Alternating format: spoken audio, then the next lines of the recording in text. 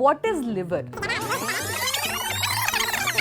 ये बेचारा ऐसा ऑर्गन है कि कोई भी बीमारी हो कहता है कि लीवर खराब है। अल्कोहल कैसे इफेक्ट कर रहा है लिवर पर? 60-70 ml से ज़्यादा आदमी रोज पीता है, तब जाकर के लीवर में परमानेंट डैमेज की नौबत आती है। या तो आप मरने का इंतजार करिए। मरने का इंतजार तो खैर कौन नहीं करता है।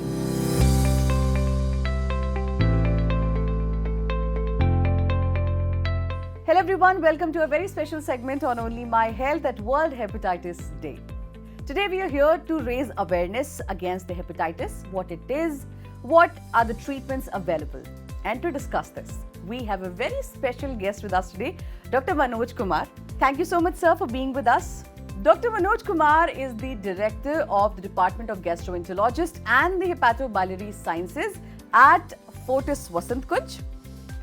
He is an educator, a researcher, and very interestingly, a philanthropist. He has an experience of more than 30 years and a lot of publication and awards are added to his credits. Thank you so much, sir, for being here with us. Sir, since we are talking about hepatitis, सबसे पहले इसका सीधा connection liver से है। जब हम word hepatitis सुनते हैं तो लिवर की बात जरूर सुनते हैं। अभी लेमैन्स लैंग्वेज में there is a question that what is liver. सबसे पहला क्वेश्चन ये हो सकता है, और कैसे फंक्शन करता है ये? लीवर हमारे शरीर का सबसे बड़ा ऑर्गन है, अंग है। और ये बेचारा ऐसा ऑर्गन है कि कोई भी बीमारी हो कहता है कि लीवर ख़राब है। ऐसी बात नहीं है, पेट में कोई भी तकलीफ़ हो मरीज जाएगा डॉक्टर से मेरा लीवर ख़राब हो गया है। ऐसी बात नहीं, पेट में बहुत सारी बीमारियां होती है। तो लीवर जो है हमारे पेट जो है इसको पेरिटोनियल कैविटी बोलते हैं। एक कैविटी है जिसमें कि सारे पेट के जो इंटेस्टाइनल ऑर्गन्स हैं सिचुएटेड हैं at different places. Liver is situated in the upper and the outermost part, upper and right part of the abdomen, just beneath the lungs. lungs और लीवर के बीच में एक लेयर होता है जिसको डायफ्राम कहते हैं। आप लोगों ने सुना होगा, डायफ्राम जो है सांस लेने में मदद करता है। अब ये जो ऑर्गन है इसका हमारे शरीर में बहुत ही इम्पॉर्टेंट फंक्शंस होते हैं। फॉर एग्जांपल इनका एक फंक्शन होता है मेटाबॉलिक फंक्शन। जो हम खाना खाते हैं वो किसी न किसी फॉर्म में मेनली तीन चीज़ें होता है, कार्बोहाइड्रेट, प्रोटीन्स एंड फैट्स। अब कार्बोहाइड्रेट जो लेते हैं, चाहे वेजिटेबल सोर्स से आ सकता है, एनिमल सोर्स से आ सकता है। वेजिटेबल डिफरेंट तरह के होते हैं, साग सब्जी होती है, सब में तीन चीज़ें होती हैं, लेकिन वो डिफरेंट टाइप्स के होते हैं। तो जो हमारा डाइजेस्टिव ट्रैक्ट है वो उसको छोटे छोटे मॉलिक्यूल्स में तोड़ देता है और वो फिर बॉडी के अंदर एब्जॉर्ब होता है और वो लीवर में जाता है। लीवर जो है उससे फिर वही बनाता है, प्रोटीन बनाता है, कार्बोहाइड्रेट बनाता है, फैट्स बनाता है, बट वो डिफरेंट टाइप का बनाता है जो कि बॉडी के ह्यूमन बॉडी के लिए ज़रूरत पड़ता है। आप समझो एक बड़ी बिल्डिंग को तोड़ दिया और उस ईंट से दूसरी बिल्डिंग बना दिया गया। दोनों बिल्डिंग एक जैसा नहीं है, लेकिन जो बेसिक स्ट्रक्चर था वो ईंट ही है या सीमेंट है या क्या बोलते हैं, रॉड्स हैं, सरिया हैं। तो लीवर का एक बहुत बड़ा इंपॉर्टेंट फंक्शन है कि जो हम खाते हैं उसको रीस्ट्रक्चर करके वैसे प्रोटीन, फैट्स एंड कार्बोहाइड्रेट्स बनाते हैं जो कि ह्यूमन बॉडी के लिए नीडेड है, रिक्वायर्ड है। इसके अलावा लीवर का बहुत इंपॉर्टेंट फंक्शन है एक एक्सक्रीटरी फंक्शन। हमारे पेट में जो है, हमारे शरीर एक मशीन है, ये हमेशा चलता रहता है। जब मशीन चलती है तो कुछ वेस्ट प्रोडक्ट्स भी होते हैं, तो वेस्ट प्रोडक्ट को निकालना ये लीवर का काम है। लीवर जो है जो भी वेस्ट प्रोडक्ट होता है उसको डायरेक्ट फॉर्म में या उसको मॉडिफाई करके यूरिन के थ्रू या स्टूल के थ्रू निकालता है। तो ये एक दूसरा फंक्शन है। लीवर का तीसरा फंक्शन आप कह सकते हैं स्टोरेज फंक्शन। हम लोग 4-5 दिन नहीं खाते हैं तो मरते तो नहीं है, कहाँ से आता है खाना, कहाँ से एनर्जी आती है? तो उसमें जो ग्लाइकोजन होता है, प्रोटीन होते हैं, फैट्स होते हैं कुछ, और लीवर स्टोर करके रखता है। ऐसे कंडीशन में, इमरजेंसी सिचुएशन में कि आपको खाना नहीं मिला एक दिन, तो वो जो रिजर्व चीज़ है उससे अपना वो काम चलाएंगे आप। तो एक स्टोरेज फंक्शन भी है। बहुत सारी फंक्शंस और भी हैं लीवर के, बट कॉमन पब्लिक के लिए मेरे ख्याल से यही सब फंक्शंस जानना ज़रूरी है। मतलब लेमैन्स लैंग्वेज में आप कहेंगे तो इतनी चीज़ इंपॉर्टेंट है। एक बहुत नई चीज़ जो मुझे भी आपने अभी पता चली कि एक्सक्रीटरी के लिए भी, एक्सक्रीशन के लिए भी बहुत बड़ा काम है, वरना मुझे लगता था कि एक्सक्रीटरी सिस्टम जो अलग होता है सिर्फ उसका काम है। एक्सक्रीटरी सिस्टम अलग है, लेकिन एक्सक्रीटरी सिस्टम को जो बॉडी के मॉलिक्यूल्स हैं उसको कन्वर्ट करके एक्सक्रीटरी सिस्टम को ये देता है लीवर। अच्छा। जैसे आप समझो कि शरीर के अंदर ब्लड वेसल्स हैं, ब्लड के अंदर ब्लड हैं, उसमें आरबीसीज, ब्लड जो रेड ब्लड सेल्स होते हैं, उसका ब्रेक डाउन होता है। उसको ब्रेक डाउन होने से क्या होगा, उससे एक प्रोडक्ट निकलता है बिलिरुबिन। तो बिलिरुबिन जो है लीवर उसको मॉडिफाई करके यूरिन के थ्रू या स्टूल के थ्रू निकालता है। तो ये कहते हैं कि जब आगे हम लोग डिस्कस करेंगे कि अगर लीवर खराब हो गया तो पेशेंट को जॉन्डिस हो गया। तो क्या हुआ कि लीवर जो है बिलिरुबिन को नहीं एक्सक्रीट कर पा रहा है। ओके। तो बॉडी के अंदर जमा हो जाएगा, वो पीला होता है बिलिरुबिन, तो आंख पीली हो जाएगी, पेशाब पीला हो जाएगा, जिसको हम लोग जॉन्डिस कहते हैं। तो अब ऐसे और भी फंक्शंस हैं। अगर लीवर की बीमारी के बारे में जब बात करेंगे तो पता चलेगा कि excretory system is also a very important function of liver. तो अब क्योंकि वर्ल्ड हेपेटाइटिस डे पर हम बात कर रहे हैं तो हेपेटाइटिस पर आ जाते हैं। और सर, हेपेटाइटिस क्या होता है ये बता दीजिए दर्शकों को हमारे। बॉडी के में कहीं भी इन्फेक्शन होता है ना, उसको इस तरह से प्रेजेंट करते हैं। जैसे आंख में इन्फेक्शन हो गया तो क्या बोलते हैं, कंजक्टिवाइटिस। पेट में, स्टमक में इन्फ्लेमेशन हो गया तो बोलते हैं गैस्ट्राइटिस। कोलोन में हो गया तो कोलाइटिस। उसी तरह अगर लिवर में इन्फ्लेमेशन हो गया तो उसको कहते हैं hepatitis. So hepatitis is actually inflammation of liver. Okay. Now hepatitis के आप कारण जानना चाहेंगे, हेपेटाइटिस क्यों होता है? तो commonest cause of hepatitis is are viruses. आपने सुना होगा हेपेटाइटिस ए होता है, बी होता है, सी होता है, डी होता है, टी, 5 होते हैं इंपॉर्टेंट कारण वायरसेस होते हैं जो कि लिवर में इन्फ्लेमेशन करते हैं, इन्फेक्शन करते हैं। तो उसको हम लोग कहते हैं वायरल हेपेटाइटिस। हेपेटाइटिस अल्कोहल लेने से ये बहुत कॉमन बीमारी है, लीवर खराब हो जाता है। तो पहले स्टेज में वो फैटी लीवर करता है, उसके बाद वो अल्कोहलिक हेपेटाइटिस करता है। उसके बाद लिवर को फर्दर डैमेज करता है। कुछ मेडिकेशंस हैं, दवाइयां हैं, उससे भी लिवर में इन्फ्लेमेशन हो सकता है। कुछ और भी रेयर कॉजेज हैं जिसकी वजह से लिवर में इन्फेक्शन और इन्फ्लेमेशन वॉटेवर से हो सकता है, जिसको हम लोग हेपेटाइटिस बोलते हैं। अब इसके बाद मेरे पास दिमाग में 2-3 क्वेश्चंस आ गए हैं। पहला तो हमें बचपन में, मैंने बहुत सारे बच्चों को देखा, डॉक्टर्स को भी कई बार कहते देखा है कि वैक्सीनेशन होता है हेपेटाइटिस बी का। जनरली हेपेटाइटिस बी के बारे में क्यों बात की जाती है फिर? वो हम लोग मेरे ख्याल से पहले ट्रीटमेंट डिस्कस कर लें। तो जब प्रिवेंशन की बात करेंगे तो कुछ वायरसेस हैं जिसके बारे में कि प्रिवेंशन के लिए वैक्सीन अवेलेबल हैं। तो मेरे ख्याल से पहले तो अब डिजीज के बारे में बात कर लो। अब वायरस की बात आपने की है, कौन से ऐसे वायरसेस होते हैं जिनकी वजह से हेपेटाइटिस होता है? हेपेटाइटिस का जैसे मैंने आपको 5 वायरसेस बताया, मोस्ट कॉमन जो वायरसेस हैं और भी रेयर होते हैं। तो इससे होता है हेपेटाइटिस ए और बी, सी, डी और ई। डी को हम लोग डिस्कस नहीं करते हैं, डी तभी होता है जब बी होता है, बी के साथ ही होता है।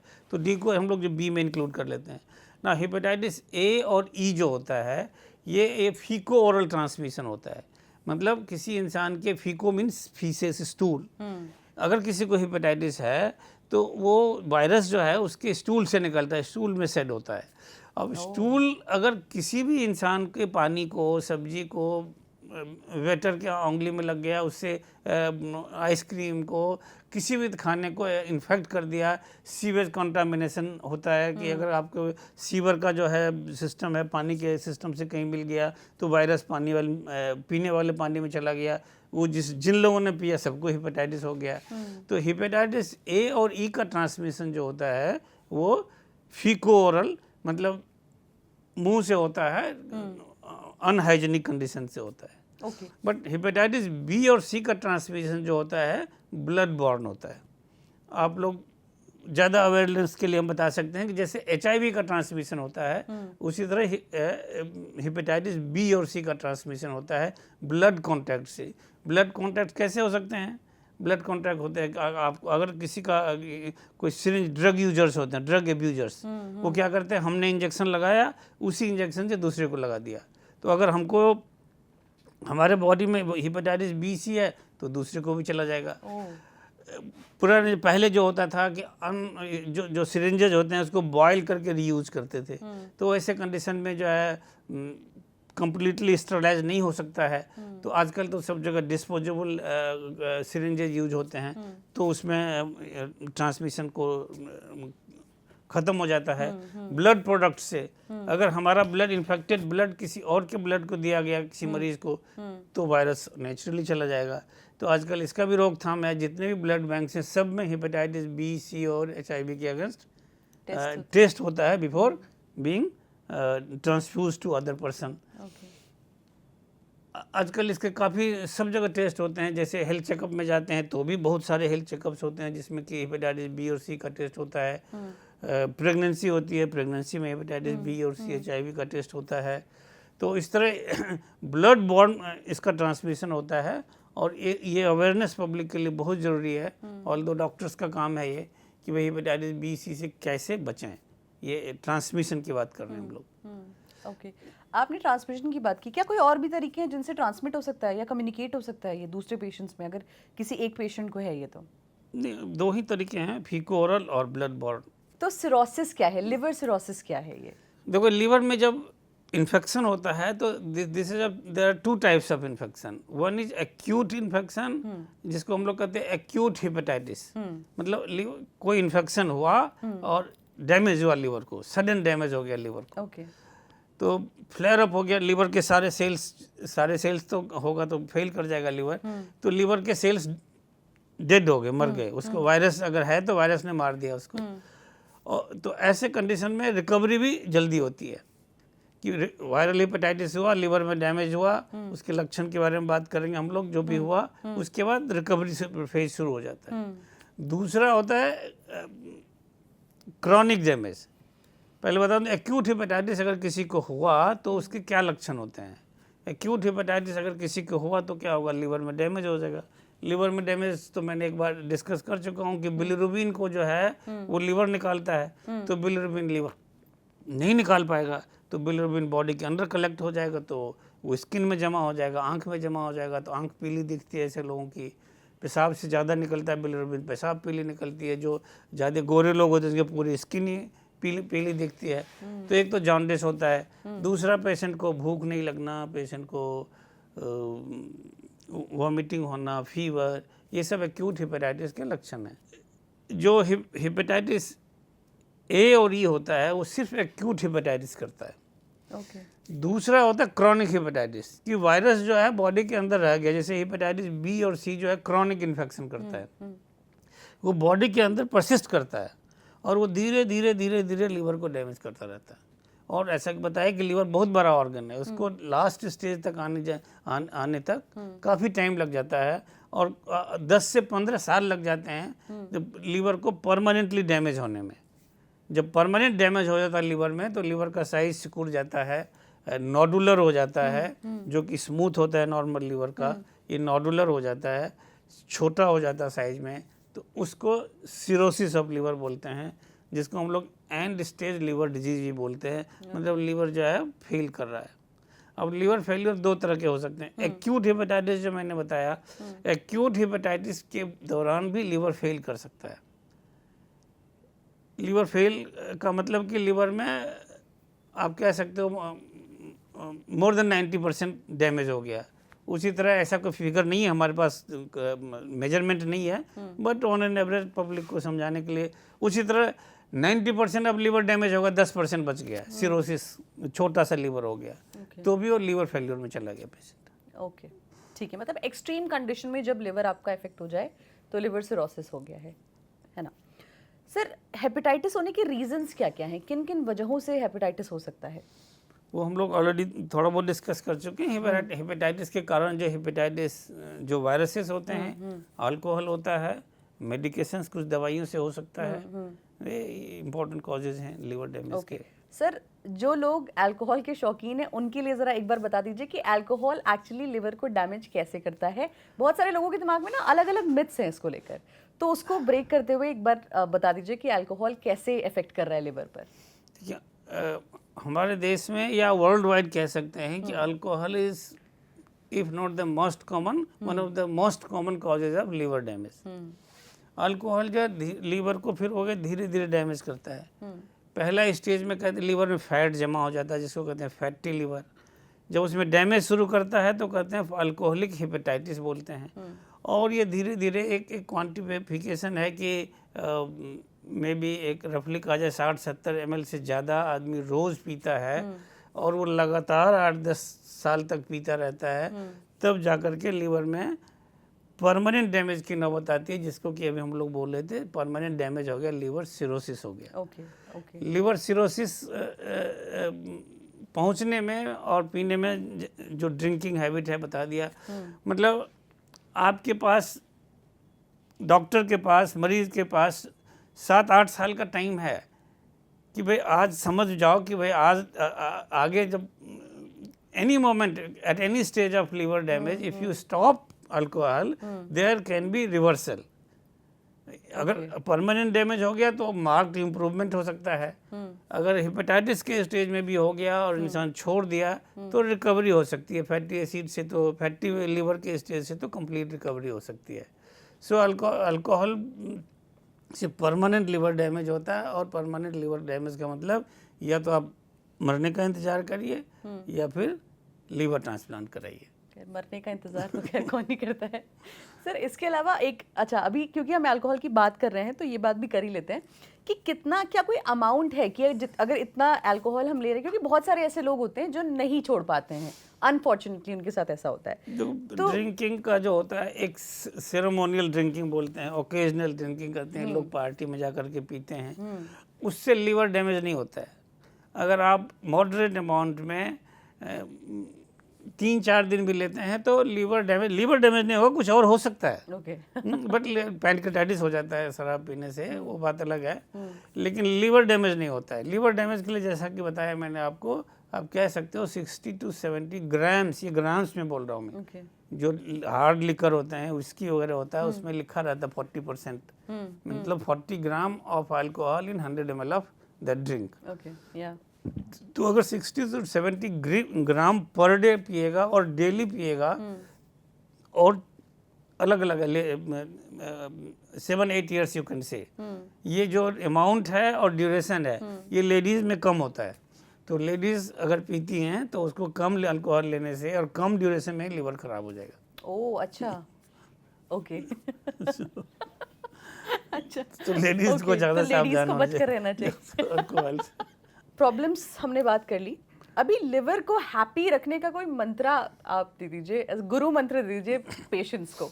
लिवर को बचाने का देखिए, जो हमने कॉजेज डिस्कस किया उससे दूर रहना है। अब हेपेटाइटिस ए और ई से कैसे दूर रहेंगे? फीको ओरल ट्रांसमिशन है तो आपको हाइजेनिक खाना खाना है, वाटर जो है स्वच्छ पीना है, मतलब इन्फेक्टेड ना पीना चाहिए। आप उसको वाटर सप्लाई वाले स्वच्छ दें या घर में आके प्यूरीफायर रखें, उससे रखना है। वेजिटेबल्स को अच्छी तरह से क्लीन करना है, बॉईल करना है, मीट प्रोडक्ट्स को उसी तरह से क्लीनलीनेस करके लेना है।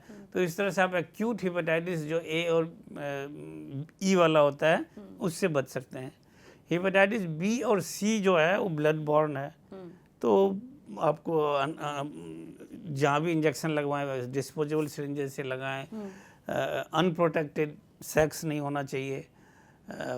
मदर से बेबी को भी इन्फेक्शन हो सकता है। जब प्रेगनेंसी होती है तो अगर मदर इन्फेक्टेड है तो बेबी को भी इन्फेक्शन जा सकता है। इन दैट सिचुएशन डॉक्टर्स कुछ देते हैं, बच्चे को जन्म पे ही इंजेक्शन लगाते हैं, वैक्सीन देते हैं, तो उससे भी मदर टू बेबी ट्रांसमिशन रुक जाए। तो ब्लड बॉर्न का कांटेक्ट का ये सब है कि जैसे आप फिर वही HIV का जैसे इन्फेक्शन रुकता है उसी तरह से इसका भी रुकता है। Luckily fortunately most of the centres of blood transfusion जो है वो चेक करते हैं, हेल्थ चेकअप होता है। आप कोई भी सर्जरी कराएंगे आजकल तो हेपेटाइटिस बी, सी और HIV का टेस्ट होता है, प्रेगनेंसी होता है उसमें होता है। आजकल हेल्थ चेकअप में भी होने लगा है। एंड आई रिकमेंड दैट जितने भी हेल्थ चेकअप आजकल होते हैं बहुत सारे बड़े बड़ी इंडस्ट्री के सारे एम्प्लॉय का साल में एक बार हेल्थ चेकअप होता है, लाखों करोड़ों रुपया खर्चा करते हैं। तो उसमें हेपेटाइटिस बी और सी बहुतों में इंक्लूडेड नहीं होता है। बट मेरा रिकमेंडेशन ये है, सजेशन ये है कि अगर आप इतना सारा टेस्ट करा ही रहे हो तो एक हेपेटाइटिस बी, सी और HIV का टेस्ट करा लो, ताकि वो पेशेंट को जो है अर्ली स्टेज में पकड़ा जा सके, और अगर अर्ली स्टेज में पकड़ा जाएगा तो उसका कुछ ट्रीटमेंट अवेलेबल है आज के डेट पे। अब जब हम स्टार्टिंग में बात कर रहे थे तो मैंने आपसे हेपेटाइटिस के वैक्सीनेशन के बारे में पूछा था, तो हम उस पॉइंट पर आ जाते हैं। हेपेटाइटिस का ट्रीटमेंट क्या है? अगर हेपेटाइटिस किसी को हो जाए तो क्या वो ठीक किया जा सकता है, और ट्रीटमेंट इसका क्या है? अगर हेपेटाइटिस एक्यूट हेपेटाइटिस हुआ, acute hepatitis can be caused by A, B, E और C में भी रेयरली हो सकता है। सी नॉर्मली क्रॉनिक करता है, तो उस कंडीशन में आप पूछो तो कोई ट्रीटमेंट नहीं है, ओनली सपोर्टिव ट्रीटमेंट करते हैं हम लोग। क्या होता है, अगर पेशेंट को वॉमिटिंग हो रही है, इनटेक पुअर हो गया तो एडमिट करके ग्लूकोज चढ़ा दिया, फीवर हो रहा, फीवर का ट्रीटमेंट दिया, वो सेल्फ लिमिटिंग होता है, अपने आप ही वो इन्फेक्शन एक्यूट होता है और ख़त्म हो जाता है। जब क्रॉनिक कंडीशन की बात करते हैं कि हेपेटाइटिस बी हो गया, हेपेटाइटिस सी हो गया, तो इन दैट कंडीशन हमारे पास ट्रीटमेंट है। हेपेटाइटिस बी और सी के लिए इफ़ेक्टिव ट्रीटमेंट अवेलेबल है, इफ़ेक्टिव मेडिसिन अवेलेबल है। पहले ज़माने, आज से 10 साल पहले दवाइयाँ इंजेक्टेबल होती थी और बहुत महंगी होती, लाखों की दाम होती है की दवाइयाँ आती थी। अब तो कुछ हज़ारों में आ गई है दवाइयों का दाम, और काफ़ी इफ़ेक्टिव ट्रीटमेंट अवेलेबल है। सी को तो बिल्कुल ही ख़त्म कर सकते हैं, बी का भी को सप्रेस कर सकते हैं वायरस का। नाउ आइए वैक्सीन की रोकथाम के में एक vaccination is important step. Now vaccination जो हमारे पास अभी विशेष 2 वायरस के अगेंस्ट वैक्सीन अवेलेबल है, वह हेपेटाइटिस A और B। हेपेटाइटिस B का वैक्सीन तो आजकल बच्चों को लग जाता है, यूनिवर्सल प्रोग्राम ऑफ इम्यूनाइजेशन जो हमारे देश का है। हेपेटाइटिस A आई थिंक अभी भी ऑप्शनल है। हेपेटाइटिस A का भी वैक्सीन लगा लेना चाहिए। So hepatitis B and C can be prevented by vaccination. We don't have vaccine for hepatitis C and hepatitis E as yet. Okay, तो आपके रिकमेंडेशन के हिसाब से जब बी का वैक्सीन लग रहा है तो ए का भी वैक्सीन ए का भी लगाते हैं। पीडियाट्रिशियंस जो हैं उनका जो लिस्ट होता है वैक्सीनेशन का, उसमें हेपेटाइटिस ए भी लिखा रहता है, ऑप्शनल देते हैं, लेकिन लगवा लेना चाहिए। ओके, अब सिंस हम लिवर के ट्रीटमेंट, इसके हेपेटाइटिस के ट्रीटमेंट की बात कर रहे हैं, तो लिवर ट्रांसप्लांट की भी एक स्टेज आती है जहाँ पर आपका लिवर बहुत ज़्यादा डैमेज हो गया, तो लिवर ट्रांसप्लांट की भी अभी आपने बात की थी। लिवर ट्रांसप्लांट किस स्टेज में आकर करवाना चाहिए? लिवर ट्रांसप्लांट जब कराना चाहिए जब हमारा लिवर फेल कर जाए। और किस कंडीशन में लिवर फेल कर सकता है? एक्यूट हेपेटाइटिस जब में सडन डैमेज होता है, तो मैंने कहा कि सडन रिकवरी भी होती है, मिल सकता है। किसी को हफ्ते दिन में लग सकता है, किसी को 1 महीना, 2 महीने, 6 महीने तक खींच सकता है। जब एक्यूट लिवर हेपेटाइटिस होता है तो पेशेंट का अगर मोर देन आपको कहते हैं 90-95% लिवर डैमेज हो जाए तो पेशेंट का डेथ हो जाता है। तो इन दैट केस पेशेंट को सडन एक्यूट मतलब अर्जेंट लिवर ट्रांसप्लांट कराना पड़ता है। अगर नहीं किया जाएगा तो 2-4 दिन में पेशेंट ख़त्म हो जाएगा। दूसरा जो लिवर फेलियर का कंडीशन है वो जो cirrhosis liver, and stage liver disease, जो कि धीरे धीरे आता है, चाहे वो अल्कोहल की वजह से हो, चाहे हेपेटाइटिस बी और सी की वजह से हो। और आजकल भी इतना साइंस डेवलप कर गया है, जब हम लोग टेस्ट करते हैं तो आप कह सकते हो कि ऑलमोस्ट 30% केसेस में पता ही नहीं चलता है कि लिवर का क्यों डैमेज हुआ। अभी भी हमारा साइंस 100% तो है नहीं, चाहे जो भी कारण हो लिवर डैमेज का। जब सिरोसिस हो जाता है तो और पेशेंट को सिम्टोमेटिक ट्रीटमेंट से इम्प्रूवमेंट नहीं हो रहा होता है तो फिर वो लिवर ट्रांसप्लांट की नौबत आ जाती है। इन दैट केस वो इलेक्टिव लिवर ट्रांसप्लांट करते हैं ना। जब पेशेंट को सिरोसिस ऑफ लिवर होता है तो प्रॉब्लम्स क्या होती हैं? जब किसी को सिरोसिस ऑफ लिवर होता है, दैट मीन्स लिवर फंक्शन कम हो रहा है। लिवर फंक्शन कम हो रहा है तो क्या होगा? एक तो जैसे बिलिरुबिन नहीं निकल पा रहा है तो जॉन्डिस हो जाएगा। लीवर का काम है शरीर में एल्बुमिन बनाना। एल्बुमिन जो है हम खाते हैं उसमें नहीं आता, वो प्रोटीन ही है। तो जैसा कि पता, जो हम खाते हैं उससे प्रोटीन के अमाइनो एसिड्स बनते हैं जो स्मॉलेस्ट मॉलिक्यूल्स हैं, वो लीवर में जाता है, उससे लीवर एल्बुमिन बनाता है। तो वो लीवर एल्बुमिन नहीं बना पा रहा है तो क्या होगा? एल्बुमिन की कमी हो जाएगी। एल्बुमिन का काम है वाटर को एब्जॉर्ब करके यूरिन से निकालना, वो नहीं निकाल पा रहा था। ऐसे पेशेंट को पैर में स्वेलिंग हो जाती है, पेट में स्वेलिंग हो जाती है। एक पैर में किसी को स्वेलिंग हो जाए तो ये हमेशा एक इंडिकेशन होता है कि इनको कुछ ना कुछ प्रॉब्लम हो रही है। तो ऐसे कंडीशन में डॉक्टर्स भी या पेशेंट भी थोड़ा सा पैर में स्वेलिंग हो गया जी क्या करना, लेट जाते हैं तो ख़त्म हो जाता है, चलते हैं तो पेट में पैर में सूजन आना can be the only sign of liver failure. Okay. कई बार हमारे पास पेशेंट आते हैं लास्ट स्टेज में और बोलते हैं पैर में सूजन तो डॉक्टर साहब 10 साल से हो रहा है। तो अगर वो 10 साल में वो जो जिस डॉक्टर ने देखा, अगर उसके दिमाग में आता कि इसका कारण एक लीवर डैमेज भी है और उसकी उस ख्याल से जांच कराता, चाहे अल्ट्रासाउंड हो, आजकल एक और टेस्ट आया है आजकल सुनने को, fibroscan. Okay. Fibroscan is a type of ultrasound specific for liver. अगर ये सब जांच कराया जाता तो 10 साल पहले उसको डायग्नोसिस हो जाती, पता चल जाता कि इसका लीवर खराब है जी, और जो भी रोकथाम है, जो भी ट्रीटमेंट है उस समय दिया जा सकता है। तो जब लीवर पे हो गया, दूसरा एक जो फंक्शन है एक्सक्रीटरी फंक्शन, तो जो टॉक्सिक मटेरियल है जिसमें कि एक अमोनिया होता है, बॉडी में जब प्रोटीन का डाइजेशन होता है तो अमोनिया का प्रोडक्शन होता है। अमोनिया जो है बॉडी से नहीं निकाल पा रहा लीवर, तो क्या होगा, ब्लड सर्कुलेशन में चला जाएगा, ब्लड सर्कुलेशन में चला जाएगा तो ब्रेन में चला जाएगा, ब्रेन को वो नॉकआउट कर देगा, वो ऐसे पेशेंट बेहोश हो जाते हैं। तो अगर पेशेंट को सिरोसिस है, उसको बेहोशी हो गई, पता है फैमिली को कि भाई इसको लीवर खराब है, इस मरीज को लीवर का मरीज है, बेहोश हो गया तो लीवर के डॉक्टर के पास ले जाना चाहिए। नहीं तो क्या होता है, अगर कोई बेहोश हो गया तो सोचता है ब्रेन हेमरेज हो गया जी, ब्रेन में कुछ हो गया, न्यूरोलॉजिस्ट के पास चले जाते हैं। न्यूरोलॉजिस्ट हमें कहते हैं कि नहीं जी, इसका तो बेहोशी जो है कॉमा, ये एक्चुअली लीवर की वजह से है। तो जब ऐसी स्टेज आ जाए, पेशेंट को कंजर्वेटिव ट्रीटमेंट में रखते हैं। कुछ क्राइटेरिया हम लोगों ने फिक्स कर रखे हैं, इंटरनेशनल क्राइटेरिया जो हैं कि इस स्टेज में जा कर के लीवर ट्रांसप्लांट कर देना चाहिए, लीवर बदल देना चाहिए। ओके सर, जैसे अभी आपने बोला कि पैरों में सूजन आ जाती है, मैंने बहुत सारे लोगों को ये शिकायत करते हुए देखा है, स्पेशली ओल्ड एज में। जैसे जैसे उम्र बढ़ने लगती है वैसे वैसे बहुत लोगों को ये शिकायत करते हुए देखा है। अपनी फैमिली में भी बहुत लोगों को देखा है कि ये शिकायत करते हैं कि पैरों में सूजन आ रही है। अभी आपने बताया कि अगर ये 10 साल पहले टेस्ट हो जाता तो शायद लोगों को पता चल जाता। कौन कौन से ऐसे टेस्ट हैं जो अगर आप बिना डॉक्टर की रेफरेंस के करवा सकते हैं क्या इसको? आज का टॉपिक नहीं है, लेकिन अगर हम डिस्कस करें कि पैर में सूजन के कारण क्या है, तो ये पैर में सूजन लीवर की वजह से हो सकता है, हार्ट की वजह से हो सकता है, किडनी की वजह से हो सकता है, लंग्स की वजह से हो सकता है, थायराइड की वजह से हो सकता है। इतनी सारी बीमारियां हैं जिसकी वजह से पैर में सूजन हो सकता है, और ये सारी सीरियस बीमारियां हैं। सो पैर में सूजन आना is a serious symptom. Okay. और ये डॉक्टर को के लिए समस्या होती है पता करना कि भाई इस इंडिविजुअल को किस वजह से पैर में सूजन हो रही है। उसको हार्ट की बीमारी है, लीवर की बीमारी है, थायराइड की बीमारी है, तो it is a very serious symptom and this should not be ignored, this should be properly investigated. You should go to a proper doctor who will find out what is the cause of this is को हम लोग pedal oedema बोलते हैं, swelling को हम लोग। Okay, तो जिन लोगों के पैर में स्वेलिंग आ रही है आप उसे प्लीज सीरियसली ले लें।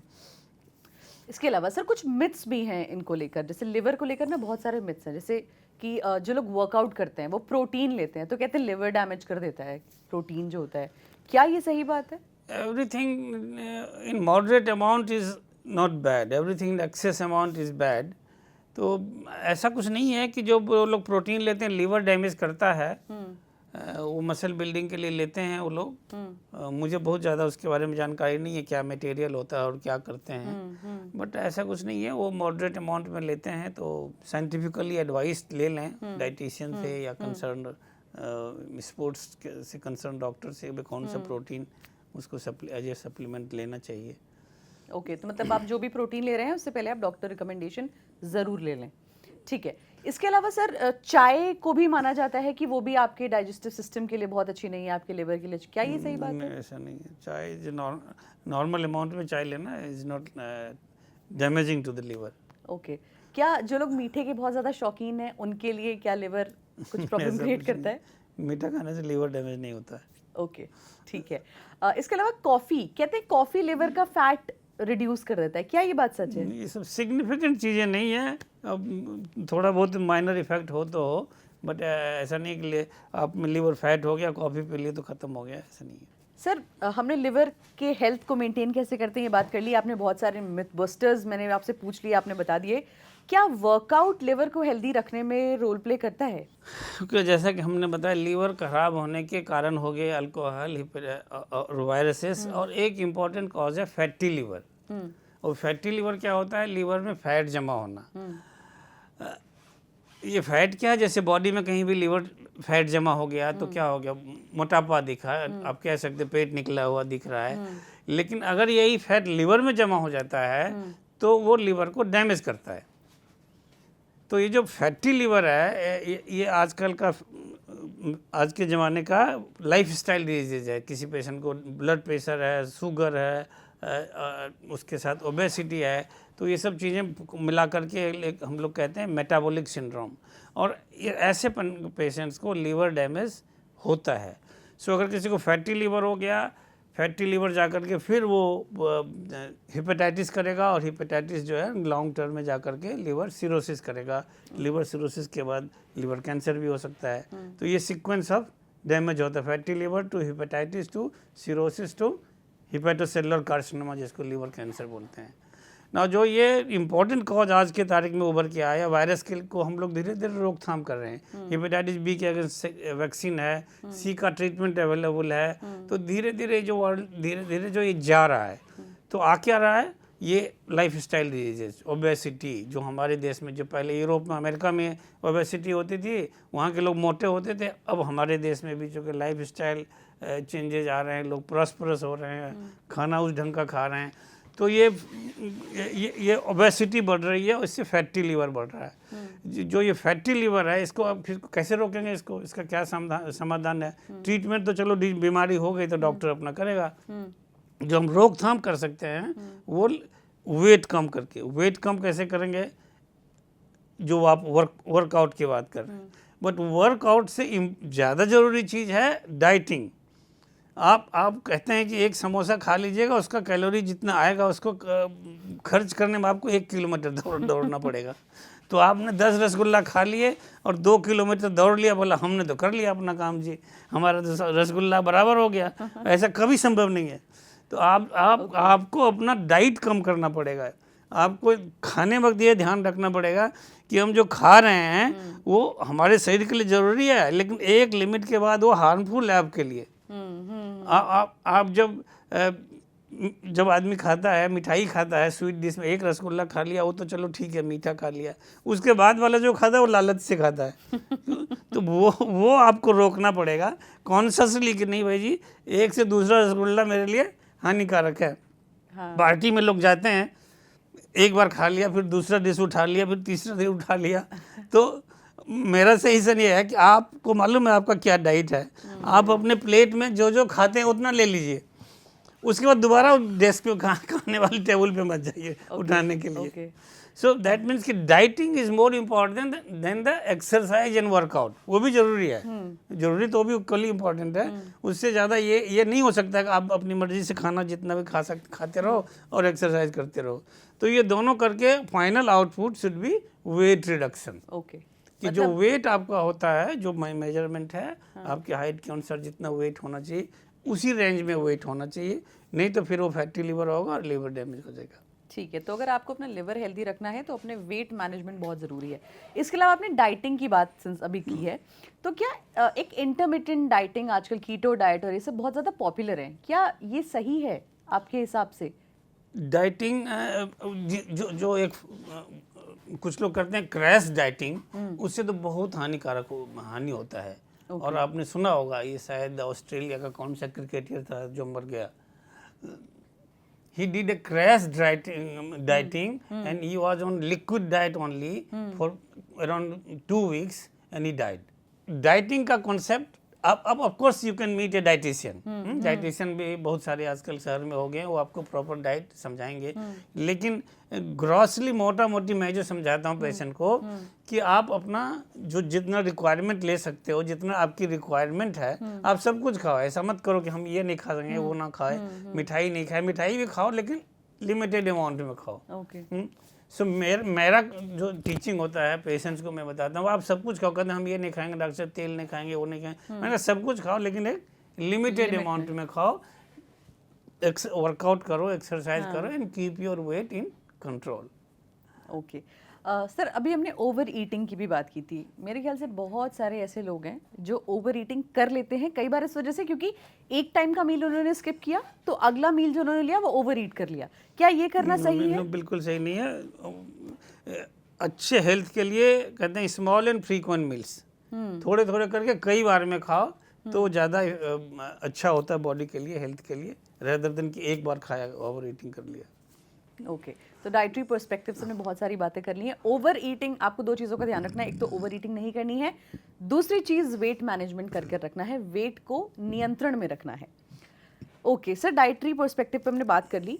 एक दिमाग में मेरे एक और क्वेश्चन आ रहा है लिवर ट्रांसप्लांट को लेकर, वो मेरे दिमाग में फिर से आया है। सर लिवर ट्रांसप्लांट आखिर होता कैसे, इसमें कितना खर्चा आता है आखिरकार? लीवर ट्रांसप्लांटेशन जो एंड स्टेज लीवर में करते हैं, जबकि लीवर सैल्वेजेबल नहीं है मेडिकल ट्रीटमेंट से। अब लीवर ट्रांसप्लांट जो है दो तरह के होते हैं, एक लाइव रिलेटेड और एक डेड लीवर ट्रांसप्लांट। मतलब आप मरे हुए इंसान से लीवर लेकर के जिंदा इंसान को दे रहे हैं, और ये जो है बाहर के देशों में यही सब होता है। हमारे देश में ये सिस्टम अभी उतना ज़्यादा एक्टिव नहीं है। आपने सुना होगा कि एक्सीडेंट हुआ कहीं, पेशेंट को ब्रेन डेड हो गया किसी वजह से, और उसी समय लीवर का कोई मरीज है, लिवर सिरोसिस का पेशेंट है, और ट्रांसप्लांट कर दिया गया। तो ये सिस्टम बन रहा है, डेवलप कर रहा है, उसके लिए तैयार रहना पड़ता है, रजिस्टर्ड कराना पड़ता है कि भाई हमारा लीवर ख़राब है, हम रजिस्टर्ड हैं। वो एक्सीडेंट पता चला मुंबई में हुआ या चेन्नई में हुआ, और आपको 6 घंटे के अंदर वहाँ पहुँचना है, या वो लीवर आएगा आपके पास लीवर ट्रांसप्लांट कराने के लिए। तो ये सब चीज़ें हमारे देश में अभी डेवलप नहीं है। यूरोप में, अमेरिका में ज़्यादा यही होता है। हमारे देश में क्या हो रहा है कि लीवर जितना चाहिए हमें, भगवान ने उससे 10 गुना दिया है। ओके फॉर एग्जाम्पल आप देखो, किडनी 2 होती है हमारे पास, तो हमारा किडनी खराब हो गया, आपके पास 2 है, एक आपका काट के हमें दे दिया, ऐसे ही होता है ना किडनी ट्रांसप्लांट। तो एक तो एक्स्ट्रा मिला हुआ है, वो जो एक बचा हुआ उसका भी आधा डैमेज हो जाए तो भी इंसान का काम चल जाएगा। वो जो हम लीवर डैमेज की बात कर रहे हैं, तो मैं क्या बोल रहा हूँ कि जब 70-80% डैमेज हो जाता है तभी पता चलता है कि उसको तकलीफें शुरू होती है। मतलब कि 70% एक्स्ट्रा लीवर दिया हुआ है। तो ट्रांसप्लांट में क्या करते हैं कि जो बीमार है, जो इंसान नॉर्मल है, उसका 30% 40% लीवर काट करके बीमार मरीज को दे दिया। मतलब 30-40% is enough to run his body functions. So ये लिविंग रिलेटेड लीवर ट्रांसप्लांट कहते हैं, और हमारे देश में ज़्यादा यही हो रहा है। तो अब लीवर ट्रांसप्लांट बोलना तो आसान है, लेकिन इतना आसान है नहीं। लीवर ट्रांसप्लांट के लिए आजकल तो, पहले तो 1-2 सेंटर हुए करते थे पूरे कंट्री में, आज तो मेरे ख्याल से 10-15 सेंटर दिल्ली में हैं जो कि लीवर ट्रांसप्लांट कर रहे हैं। इंडिया के कोने कोने में लीवर ट्रांसप्लांट होने लगा है। लेकिन इसमें खर्चा होता है। खर्चा मीन्स कि आप कह सकते हो 20 लाख से 30 लाख तक का सिर्फ लीवर ट्रांसप्लांट प्रोसीड्योर का खर्चा है। उसके साथ और भी खर्चे बढ़ सकते हैं। लीवर ट्रांसप्लांट कराने का मतलब ये नहीं कि आप फ्री हो गए इस बीमारी से। उस लीवर को जो ट्रांसप्लांट किया गया आपके बॉडी में, उसको प्रोटेक्ट करने के लिए, उसको आगे चलाने के लिए भी दवाइयों की ज़रूरत पड़ती है। तो you are still a lifelong patient. आपको डॉक्टर के पास जाना पड़ेगा, जो दवाइयाँ देती है, जैसे हम लोग कहते हैं इम्यूनो सप्रेशन बोलते हैं, वो दवाइयाँ आपको ज़िंदगी भर लेना ही लेना पड़ेगा। कभी काल इतना कॉम्प्लिकेशन हो जाता है कि फिर से आपको एडमिट होना पड़ेगा अस्पताल में। और आजकल हॉस्पिटल में अगर आईसीयू में एडमिट हो गई तो हर बार आपको लाखों का बिल बनेगा। सो आदमी को प्रिवेंशन पे की ओर ज़्यादा ध्यान देना चाहिए, रेदर देन कि आप लीवर ख़राब कर लो, लीवर ट्रांसप्लांट करो। हम ट्रांसप्लांट की बात करें, कहते हैं लीवर रीजनरेट भी होता है कि अगर लिवर काट दिया जाए इंसान का, ऑपरेट करके निकाल दिया जाए डैमेज पार्ट, तो क्या वो लिवर रीजनरेट कर सकता है? रीजनरेट लीवर डैमेज के 2 कारण हमने बताए, एक एक्यूट होता है, क्रोनिक होता है। जब एक्यूट होता है ना, तो लीवर का जो स्ट्रक्चर है, ढांचा जो है बना हुआ होता है, सेल डैमेज होते हैं। तो जैसे ही रिकवरी होती है सारे सेल बन जाएंगे, तो ये नॉर्मल लीवर हो जाएगा। एक्यूट हेपेटाइटिस में एक्यूट लीवर फेल्यूर जो होता है। लेकिन जब वो धीरे धीरे डैमेज होता है, जब सिरोसिस की बात हम लोग कर रहे हैं, इन दैट कंडीशन ये रीजनरेट नहीं हो सकता है, चाहे कुछ भी कर लें। लीवर जैसे अल्कोहल से लीवर, हेपेटाइटिस बी का ट्रीटमेंट दिया, सी का ट्रीटमेंट दिया, तो to some extent recovery can be there, but it can not be brought back to the normal condition. और जब ये एंड स्टेज लीवर डिजीज हो गया, सिकुड़ गया लीवर, सिरोसिस हो गया, तब तो आप बी करें, सी करें, अल्कोहल छोड़ दें, तो वापस नहीं आ सकता है, फिर आपको लिवर ट्रांसप्लांटिंग कराना पड़ेगा। सर ये सारी बातें हमने कर ली, अब फोर्टिस वसंत कुंज के बारे में बात करना चाहती हूँ मैं। क्या फोर्टिस वसंत कुंज में लिवर से रिलेटेड कौन कौन सी बीमारियों का डायग्नोसिस हो सकता है और ट्रीटमेंट किन किन बीमारियों का हो सकता है लिवर से रिलेटेड? मैं गैस्ट्रोएंटरोलॉजिस्ट हूँ और इंडिया में गैस्ट्रोएंटरोलॉजिस्ट, लिवर डिजीज सब एक ही ढंग के डॉक्टर ट्रीट करते हैं। आजकल कुछ एक नया स्पेशलिटी शुरू हो गया, हिपेटोलॉजी ओनली, जो कि सिर्फ लिवर के डॉक्टर होते हैं, बट ऐसा अभी वो भी नहीं, वो भी गैस्ट्रो और लिवर दोनों के का इलाज करते हैं। तो हमारे हॉस्पिटल में सारी चीज़ें अवेलेबल है। जैसे लिवर का ट्रीटमेंट में, सिरोसिस के ट्रीटमेंट एंडोस्कोपी का एक रोल है। मैं मिस कर गया बताना कि लिवर के मरीज जो सिरोसिस होता है, ऐसे पेशेंट को वॉमिटिंग ऑफ ब्लड हो सकता है, ब्लड की वॉमिटिंग होती है, और ऐसे पेशेंट को इतना ब्लीडिंग होता है कई बार कि घर से 1 किलोमीटर दूर अस्पताल नहीं पहुंच पाता है, रास्ते में दम तोड़ देता है। तो ऐसे पेशेंट में एंडोस्कोपी की ज़रूरत होती है, और एंडोस्कोपी करके जो अंदर वेन्स हो जाते हैं, वेरिसेस बोलते हैं उसको, एंडोस्कोपी करके उसको बैंडिंग करके ट्रीट कर देते हैं। तो ये सब सारी फैसिलिटी हमारे यहाँ है। लीवर ट्रांसप्लांट हमारे फोर्टिस बसंत कुंज में नहीं होता है, वो हमारे दूसरे फोर्टिस हॉस्पिटल्स में होते हैं, जैसे नोएडा हो गया, गुड़गांव हो गया। बाकी उसके अलावा सारी चीज़ें हमारे फोर्टिस हॉस्पिटल में अवेलेबल है। सर कौन सी ऐसी स्टेज आती है जहाँ पर एक पेशेंट को लिवर कैंसर हो जाता है? लिवर कैंसर जो है वो ये सिरोसिस का ही लेटर स्टेज है। ओके, एक्सट्रीम जो ये सब, this is a game of duration. पहले अगर फैटी लिवर को लें तो पहले फैटी लिवर होगा, या किसी भी वजह से लिवर डैमेज हुआ, एक्यूट हेपेटाइटिस होगा, फिर वो सिरोसिस होगा। और सिरोसिस जो है पाँच साल में कह सकते हो, 4-5 साल में वो cirrhotic liver is pre malignant condition, उसमें कैंसर डेवलप कर जाता है। तो वही एक last stage of liver damage है। ओके, तो ये था हमारा इंटरव्यू। आज सर से बात करके बहुत अच्छा लगा, बहुत सारी इन्फॉर्मेटिव चीज़ें हमें पता चली हैं। लिवर को लेकर आप लिवर हेल्थ कैसे बनाकर रख सकते हैं हमने ये जाना, डाइट कैसे आप मेंटेन कर सकते हैं ये जाना, आपको डाइटिंग करनी चाहिए कि नहीं करनी चाहिए, लिवर सिरोसिस क्या होता है इसके बारे में हमने जाना। बहुत सारी इन्फॉर्मेटिव चीज़ें हमें पता चली। वर्ल्ड हेपेटाइटिस डे जिसके वजह से आज हम यहाँ पर मौजूद हैं, हेपेटाइटिस के बारे में हमने जाना। धन्यवाद उन लोगों का जो लोग हमारे साथ जुड़े रहे, जिन्होंने इंटरव्यू देखा। Thank you so much to you sir for joining us. तो आज के इस एपिसोड में बस इतना ही। आप भी लिवर को लेकर अपनी हेल्थ अच्छी रखिए, stay informed, stay healthy and a very good bye.